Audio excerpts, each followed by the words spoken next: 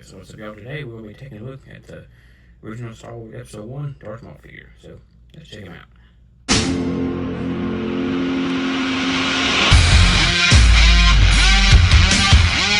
So this is the original Star Wars Episode 1 Darth Maul figure by Hasbro. And this came out all the way back, I think, in 1998, I believe. Yeah. And because the new movie came out in 99. And now this is my original Darth Maul figure from when I was a kid. And I actually have an extra one of these somewhere too. I think it was in some stuff I got at the thrift store a long time ago. But because I got a pile of these at the thrift store. This is only like one I got that was actually new, I believe. But yeah, these are not very valuable. You can actually find them pretty easy because somewhere I had went a few months back ago. They had like a bunch of like a comic book store or something, and they had like hundreds of these Episode 1 figures still on the card, so you can find these pretty easy. Yeah, I may end up buying some more of these, but like I said, these were made by Hasbro. This was after Hasbro had bought out Kenner, so. And I figured I'd go ahead and review this figure because the Maul Shadow Lord debuted a couple of days ago. I figured it'd be a good time to go back and take a look at this original Darth Maul figure. And I'm finally doing a full-length review. Finally, it's been about a month or two since I've done one because I've been having problems. I needed a microphone, so I had a whole bunch of stuff, probably one thing. So yeah, but I have been doing shorts and stuff, and so now that I got a microphone, I can start doing some normal shorts again too. I've been doing those animated ones, and now if you don't like animated ones, you don't have to watch them. Anybody who leaves any negative comments, those comments will be deleted, so I'll just tell you that. But so let's take a look at his card back. Okay, so here is the original card back that Darth Maul came on in 1998, and it's very reminiscent to the Power Force 2 line cards because it came out around the same time, and like those, how Darth Vader's helmet dictated the shape of the card on those, and you see Darth Maul's silhouette dictates the shape of the card on this one, as you can see. Because this is Episode 1 of The Phantom Menace. And fortunately, it is a little dinged up here and there because it's been stored up for a while. But there was a sticker or something right there, I believe, too. I can't remember what was on it, but it may have been a price tag or something. But as you see, there's an image of Darth Maul from the movie. Now, figures talk, Comtech, which I'll show you what that is in just a minute. But you see, it says Episode 1 there, Star Wars at the top. It's got like a lightsaber beam there. There's where that Comtech thing would have went. On the back here, you have a small bio. If you want to read both of those, you can go ahead and pause them. And there's some other figures that are available. I have some of these. I know I got Qui-Gon. I got him at some stuff at the thrift store. I got an Obi-Wan. It's not this much, the one with the cloak on still. And I also have an Anakin Skywalker, but it's the Padawan version. And also got two of these Darth Mauls.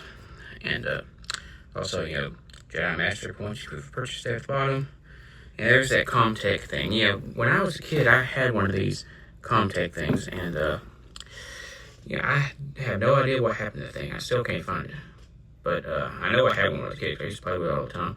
But so unfortunately, I can't show you how it works because I don't know where the thing's at. But still pretty cool card. But let's now get into his accessories. His first accessory is the Comtech chip thing, as you can see. You see, it's got like a computer chip there on the inside. And it's got a foot peg there because it's double as a figure stand. And you can also has like a lanyard hole because this can also, double as like a dog tag, I guess. And as you can see, it's got, stuff there on the back, Darth Maul, Sith Lord Apprentice to Darth Sidious. And, which I said, this doubles as a figure stand, which is a good thing because this figure has some balance issues. So this helps keep him standing up, so you see, pretty neat. And of course, he comes with his double-bladed red lightsaber, which is a trademark for Darth Maul, as you can see. And see, the hilt itself is painted silver. It's got some, my camera focus. But as you can see, it's got some red buttons and silver buttons things on there, some black rings. So, pretty good paint detail. It's got red blades, which are kind of short compared to other lightsabers. But and what's funny is because now, this was supposed to be a big reveal in the movie when he first dueled Qui-Gon, he only ignited one blade, and then on Naboo at the very end, he was supposed to be a big reveal. He ignited both sides, and but seeing the action figure kind of spoiled this beforehand. But And also, when I was a kid, I had an extra Darth Maul lightsaber that was broke, as you can see, and so I was able to recreate the part from the movie, where Obi-Wan cut his lightsaber in half. So I was able to recreate that. I had extra one of these that was broke, so I thought that was kind of funny. But he can hold this in his hands, and I tend to. He can hold it one-handed or two-handed. I tend to do it both-handed because it's kind of way his arms are designed. So he's holding his lightsaber, which looks really cool. Helps complete the look of this figure. Sorry about my light just getting really dim on me. Yeah, I got my extra spotlight out, but so for articulation, it's pretty simple. It's a little bit more than vintage Star Wars figures. Vintage Star Wars figures only had 5 points, which a lot of the early Power Force 2 lines also did. But Darth Maul here can swivel at the head. He's got a swivel at the shoulder and a swivel at the elbow. So that's a little bit different than a swivel at the wrist. So a little more arm articulation than most Star Wars figures back in the day. So it's got a swivel at the waist and a swivel at the leg. So that is that'd be let's see, 1, 2, 3, 4, 5, 6, 7 points of articulation. So I had to think there a minute. So a few more points of articulation than get Star Wars figures. So let's take a look at the sculpt, design, and color of Darth Maul, starting with his head. And as you can see, he's got the very iconic red and black skin tone, which the black parts are tattoos. And in the Phantom Menace, Darth Maul was played by Ray Park. He was voiced by a different guy. I can't remember who that guy was in his voice, but that guy was in Guardians of the Galaxy.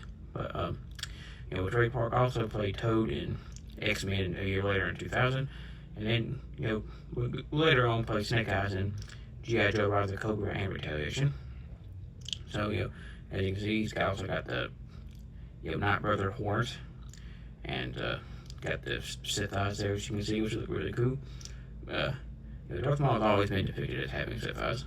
I don't think he's ever been seen without them, so that's pretty neat there. As you can see, he's got his robe that he wore in the Phantom Menace, which they never say exactly what happened to these robes after he was cut in half in the end of the movie, but it's obviously that wasn't the end of Darth Maul's story.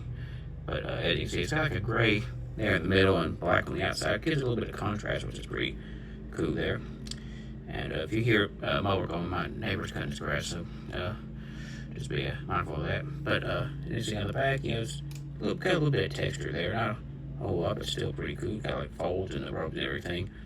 She's got black gloves on there, as you can see, which, like I said, have an articulation point. And also, he's also got like a belt around his waist. And see, there's where his lightsaber would hang, but you can't actually hang it on this finger because there's no peg or nothing to actually hang it. But that's kind of cool. They put that detail on there with his hanger for his lightsaber. That's pretty neat.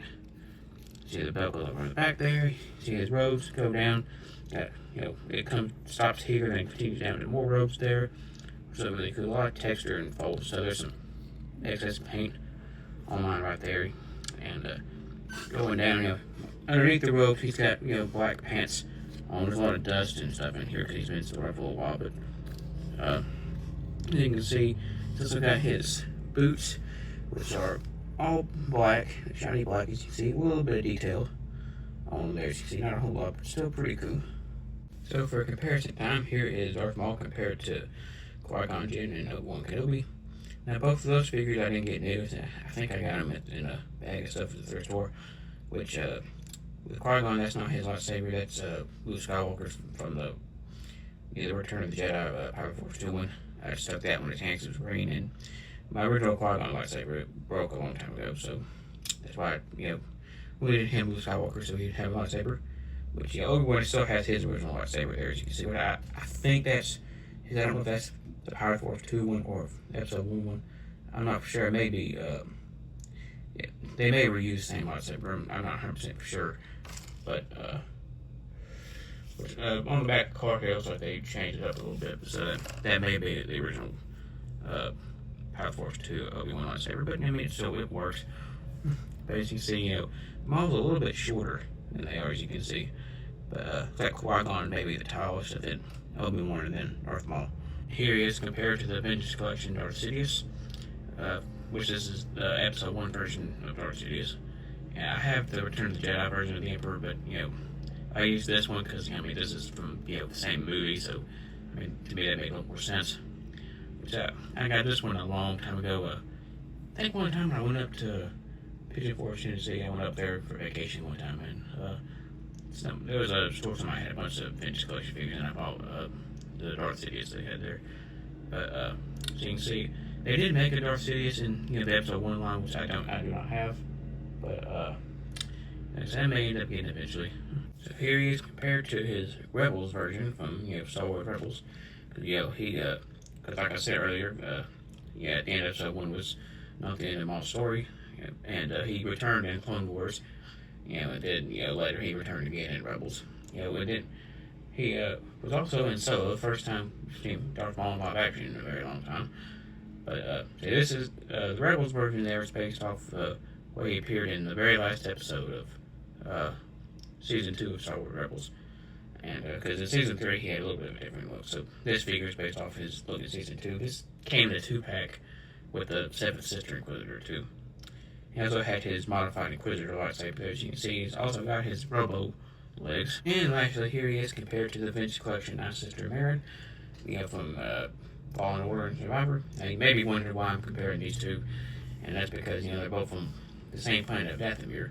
But I think it'd be kind of neat to have both these two characters meet somehow, which in the video games it'd be impossible because I believe by the time Fallen Order took place, Darth Maul was actually dead. So in the games that wouldn't be able to work. But maybe it'd be cool if they done that in like Maul's Shadow Lord or something.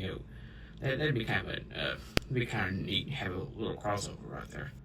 Probably one of my favorite episode 1 figures that I have. And this figure got played with quite a lot when I was a kid. Because I played with these a lot. And I liked episode 1. A lot of people didn't like the prequels, but I liked them pretty good myself. I also have the Darth Maul that had the speeder, that had the more articulated legs, had the shooting feature, which unfortunately that I played with a lot, and one of the legs broke, so I had to take it back on. Which in the Black Series they made a new version of that, so I'll probably end up getting that maybe in the future, and I'll do a comparison of those two when I do get that one day.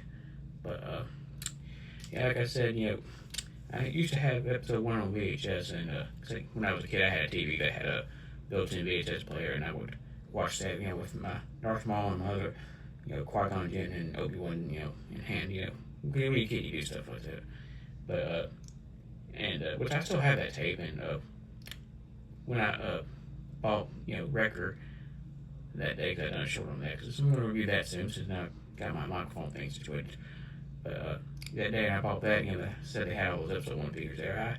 I found episode 1 on DVD there, and for like $2, so I bought it, because that's the only one I didn't have on DVD. So now I have all of them on DVD. So, so if you like this video, want to see some more episode 1 reviews, and some more Darth Maul reviews, give me a thumbs up to help me out a lot, and don't forget to hit the subscribe button. Till next time.